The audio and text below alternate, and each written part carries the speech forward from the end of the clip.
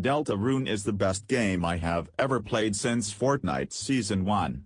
Don't even try to argue about Yesyesyes, he's the best, especially in the shop inside the Lancer's dad's castle. More on that in a little bit. In the beginning of Deltarune, you customize your, quote, creator, and a creation.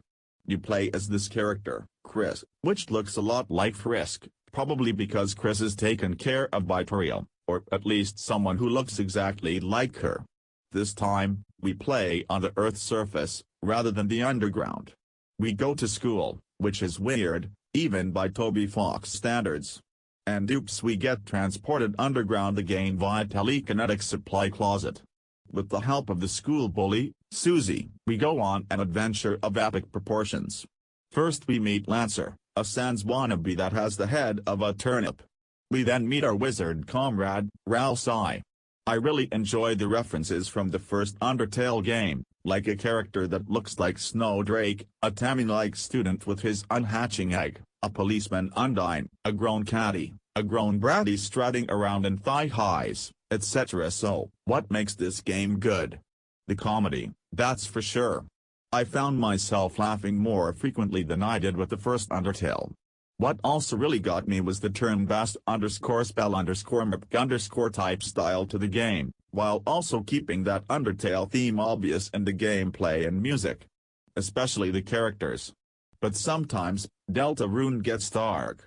Not only in visuals and color, but in ambience, dialogue, and events. Dark as in sad, edgy, scary. It was something that caught me by surprise, like a ghostly boss spy wielding a letter ranger and an eternal reward. I honestly thought the game would be lighthearted. But it got dark, and when it gets dark, it gets dark. Half the time you're playing, the game calls itself the Dark. There's Sans reject Lancer with his fatherly issues, Susie with her emotional phases, the dialogue gets eerie by the minute, and I'm not even finished with the game. The characters are really memorable. Honestly, more memorable than Trumpet Ketchup Skeleton, Angry Spearfish, Sad Goat King, Self-Motivating Prideful Skeleton, etc. Now here in Deltarune, here are some memorable full characters. You got Bicycle Skeleton, Awesome Green Wizard, Barney Bully Girl, Hacking Awesome Looking Card Guy that is actually funny and has awesome animation, White Wibble Wobbles, etc. If I had to compare Undertale to Deltarune, Deltarune would be the Burj Khalifa and Undertale would be the Empire State Building. Both very good, very tall, but only one surpassing its greatness. Mind you, both these games were made by the same guy, Tobias Fox, yet, after about 4 or 5 years, he improved massively. These Moldenheimer guys that finished Cuphead in about 5 to 8 years did good, but this here, Deltarune, this is gold. Golden comedy, golden gameplay, golden everything but one thing. Variety. Although you usually have a wide variety of things to do, their gameplay seems the same.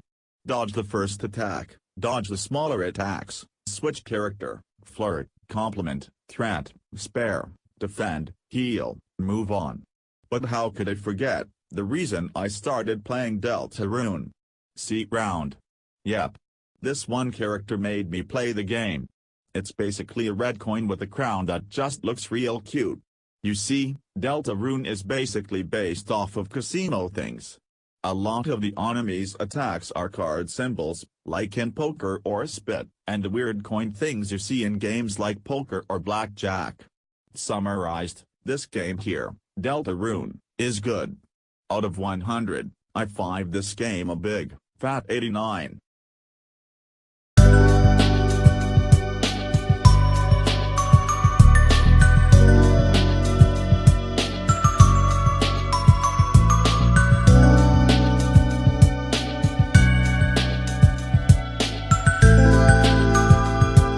Quick note from Purple Gabe here. I finished the game while editing this video, so I'm gonna give my thoughts on the end. Let's start with the King boss battle. It was honestly the opposite of the Undertale score fight. Lance's dad, the King, was honestly really annoying to fight. He gives, but, big plot twist, we get dunked on. We put the King to sleep, we get back home to the surface.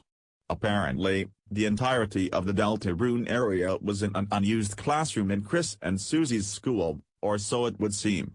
I don't know. I explored Chris's town and I found Sans in a restaurant that looks like Grillby's, except it's not Grillby's, it's called Sans. I found the library, the one you find in Snowdon Town in the original Undertale. We found a lot more characters we would find in the first Undertale, even the Gaster followers show up.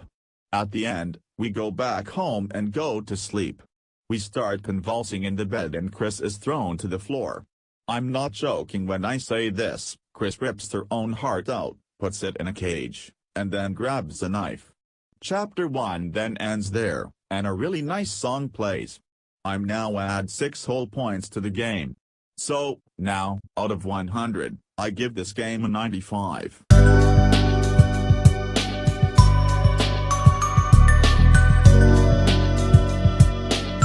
Also, why the heckling doodads does Surface Chris look like Amberballa?